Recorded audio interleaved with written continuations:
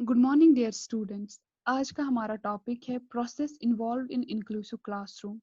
अगर हम देखेंगे प्रीवियस लेक्चर्स में हमने ऑलरेडी डिस्कस किया है planning and management of inclusive classroom.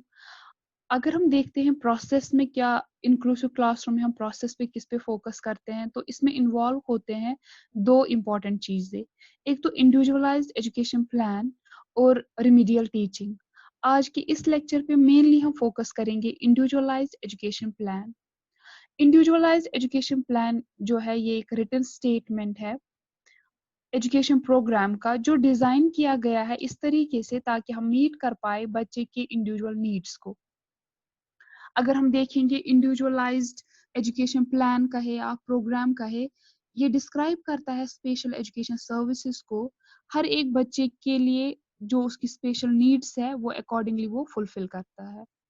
ये एक्ट करता है as a way to measure goals and progress.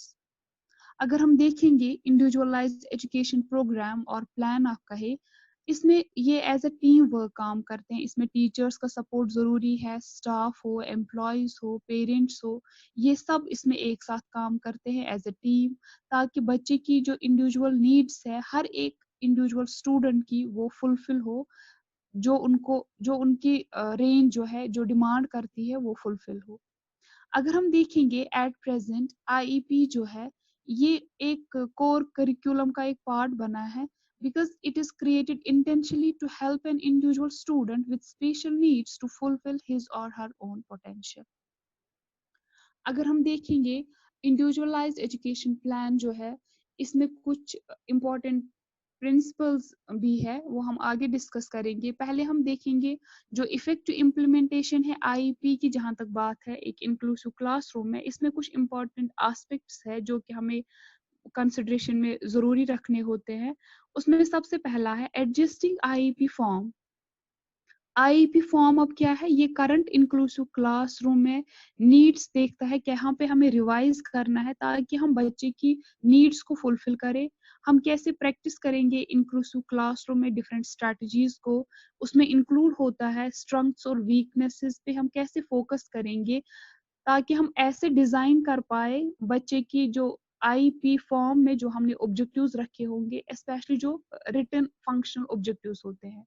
Then next is supporting the implementation of IEP by teamwork.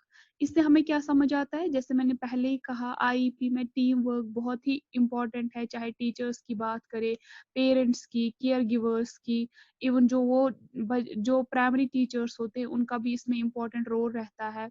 वो टीचर जो लर्निंग को सपोर्ट करता है चाहे वो किसी भी फॉर्म में क्यों ना हो, एज अ गाइड हो, कोई भी ऐसा बंदा जो इनको सर्विस प्रोवाइड करता हो, या साइकोलॉजिस्ट इसमें इन्वॉल्व हो, या गाइडेंस या कोई गाइड हो, कोई काउंसलर हो, इन सब को चाहे कि वो सपोर्ट करे कैसे हमें इम्प्लीमेंट करना है आईईपी को।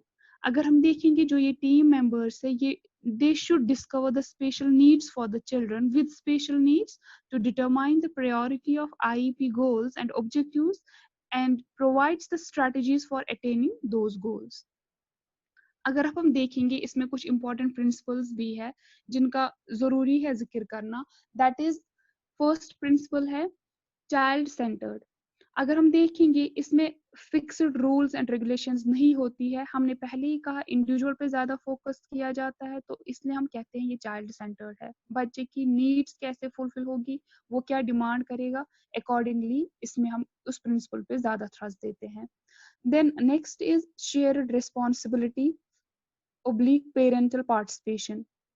इसमें जैसे कि हमने बार बार कहा कि इसमें टीम वर्क काफी इंपॉर्टेंट है, पेरेंट्स का रोल भी काफी इंपॉर्टेंट है। जो भी टीम आईईपी में आएगी, चाहे स्पेशल टीचर्स हो, चाहे स्टूडेंट्स हो, चाहे कोई दूसरा बंदा हो जो इनको पढ़ाएगा, जिससे हम जिनको पर्टिकुलरली हमने स्पेशल एजुकेटर जिनको हम कहते हैं, या कोई भी स्कूल अथॉरिटी हो, इनकी अपनी अपनी रिस्पॉन्सिबिलिटी है और हर एक का एक वाइटल रोल है। The next is special education is a service not a place. इसका मतलब सिंपली आपको याद रखना है, ये स्पेशल बच्चों के लिए नहीं है बल्कि स्पेशल, अगर हम स्पेशल बच्चे बोलेंगे तो हम उनको एक्सक्लूड कर रहे हैं, लेकिन हमारा फोकस है इंक्लूजन पे, इंक्लूड पे, इसलिए हम इनको अलग नहीं करते हैं। हम इनको नहीं बोलते हैं कि ये आइसोलेट फील करे, बल्कि हम इनको इंक्लूड करते हैं, इसलिए हम इनको लीस्ट रेस्ट्रिक्टिव एनवायरनमेंट प्रोवाइड करते हैं।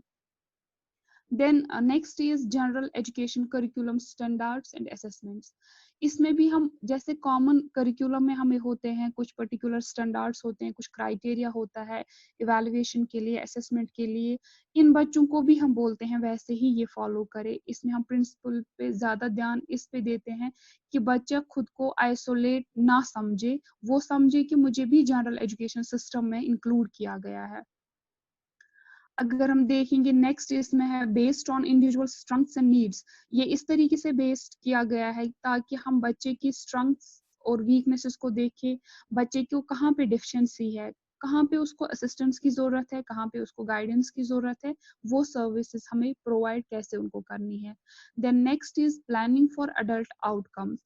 इसमें हमें पॉजिटिव आउटकम पे ज्यादा थ्रस्ट दिया जाता है, जो भी अडल्ट आउटकम हो ऐसी सर्विसेज प्रोवाइड की जाती है ताकि पॉजिटिव रिजल्ट्स आए, पॉजिटिव आउटकम आए। Then one more is includes positive behaviour support. Positive, जैसे कि हमें पहले भी पता है कि पॉजिटिव फीडबैक से हमेशा बच्चा जो है वो एक्सेल ही करता है, उससे हमें रिजल्ट्स फ्रूटफुल ही मिलते हैं, तो इसलिए हमें पॉजिटिव बिहेवियर सपोर्ट बहुत ही इंपॉर्टेंट प्रिंसिपल है इसका। Then tool to guide instruction and measure progress. हमें ऐसे टूल्स प्रोवाइड करने हैं, इस तरीके से गाइडेंस देनी है ताकि हम मेजर कर पाए बच्चे की इंडिविजुअल लेवल पे उनकी क्या प्रोग्रेस है। अगर हम देखेंगे ओवरऑल जो हमने आईईपी का देखा, चाहे प्रिंसिपल्स की बात की, मीनिंग की बात की, या इसमें कौन से टीम काम करती है, इसको अगर हम सम अप करेंगे तो हमें समझ आता है जो गोल है आईईपी का वो सिंपली है to deliver a comprehensive free and appropriate education with the involvement of many participants. Each IEP is different for each child. Individual goals or related services are described in detail.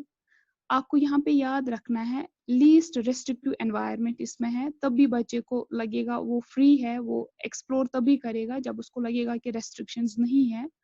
और इसमें आपको एक और बात याद रखनी है, जो लेवल्स है सर्विस प्रोवाइडर्स जो सर्विसेज प्रोवाइड करते हैं, ये वेरी करता है, ये डिपेंड करता है नीड और डिमांड क्या है और बच्चे की एबिलिटी क्या है, वो किस तरीके से परफॉर्म कर सकता है।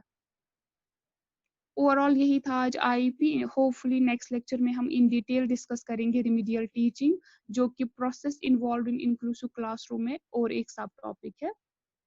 That's all for today, thank you so much, stay blessed, stay safe.